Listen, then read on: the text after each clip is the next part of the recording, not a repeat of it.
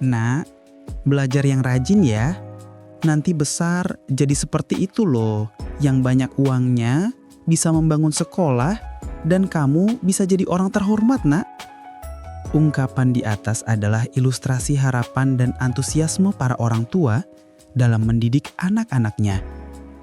Mereka berharap anak-anaknya dapat menjadi orang yang berada, memiliki segalanya, kemudian bisa beramal baik. Tentu sangat wajar jika orang tua berharap kebaikan dan kemudahan hidup bagi putra-putrinya. Tetapi sadarkah kita sebagai orang tua, anak kita tidak saja hidup di dunia, tetapi juga di akhirat. Dan berkenaan dengan itu, Allah secara tegas mengingatkan seluruh orang tua untuk benar-benar memperhatikan keluarganya agar jangan sampai jatuh ke dalam neraka. Allah berfirman dalam Al-Quran Surat At-Tahrim ayat 6 yang artinya, "Hai orang-orang yang beriman, peliharalah dirimu dan keluargamu dari api neraka, yang bahan bakarnya adalah manusia dan batu. Penjaganya malaikat-malaikat yang kasar, keras, dan tidak mendurhakai Allah terhadap apa yang diperintahkannya kepada mereka dan selalu mengerjakan apa yang diperintahkannya." Terhadap makna ayat tersebut, Abdullah bin Abbas berkata, "Lakukanlah ketaatan kepada Allah dan jagalah dirimu dari kemaksiatan-kemaksiatan kepada Allah dan perintahkan keluargamu dengan zikir. Niscaya Allah Azza wa Jalla akan menyelamatkanmu dari neraka." Jadi, yang prinsip sebenarnya tidak begitu soal anak kita kelak menjadi apa, berapa penghasilannya, dan bisa memiliki apa. Tetapi yang paling inti adalah, mampukah anak-anak kita menjadi pribadi yang berpegang teguh pada tali atau ajaran Allah, sehingga mereka menjadi generasi yang cemerlang bagi tegaknya ajaran Islam. Mungkin anak kita tidak kaya, tidak menjadi pejabat, atau bahkan tidak menjadi pengusaha. Tetapi selama kelak mereka menjadi suluh di dalam gulita, di mana kehadirannya menjadi penawar bagi kegersangan rohani umat, maka sungguh itu lebih dari apapun dari kehidupan dunia ini. Hal itulah yang dilakukan oleh Nabi Muhammad terhadap Ibnu Abbas. Beliau berdoa kepada Allah agar anak pamannya itu menjadi seorang ahli ilmu. "Ya Allah, fahamkan dia terhadap agama dan ajarilah ia ilmu tafsir."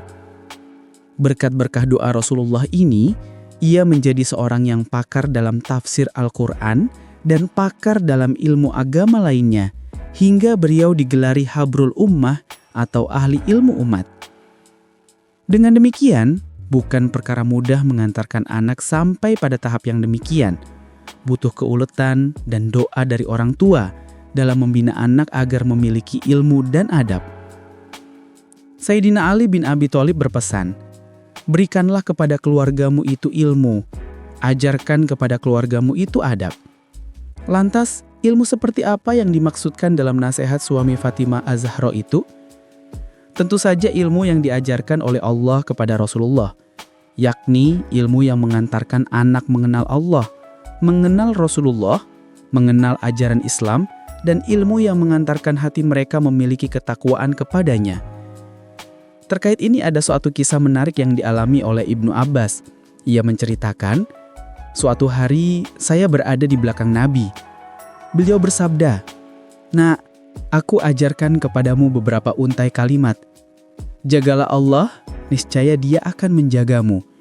Jagalah Allah, niscaya kau dapat di hadapanmu.